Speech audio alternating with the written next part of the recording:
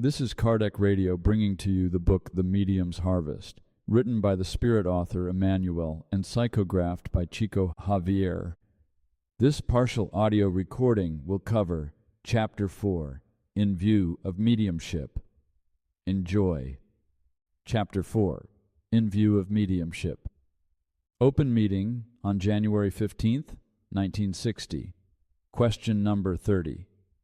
These question numbers reference the question number or paragraph or section or item number in Allan Kardec's book, The Medium's Book.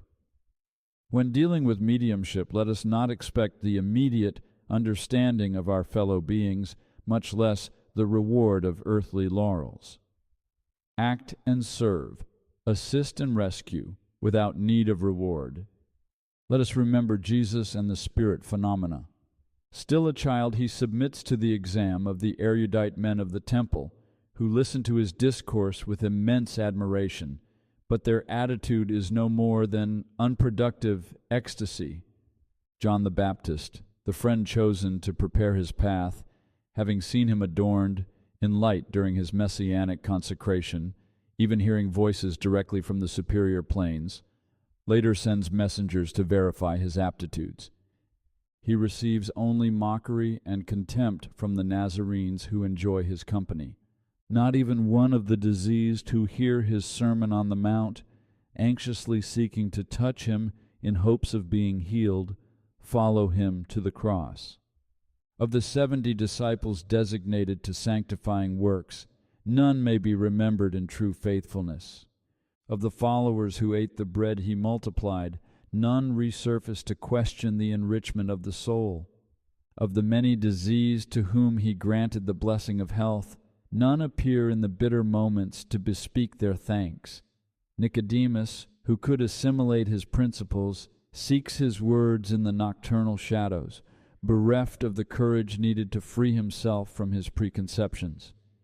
Of the admirers who joyously greet his triumphal re-entry into Jerusalem, not a single voice emerges to defend him of the false accusations before the judges. Judas, who knows him intimately, does not hesitate in compromising his works in face of inferior interests. Only those who modified their own lives were capable of reflecting him in the glory of the apostolate.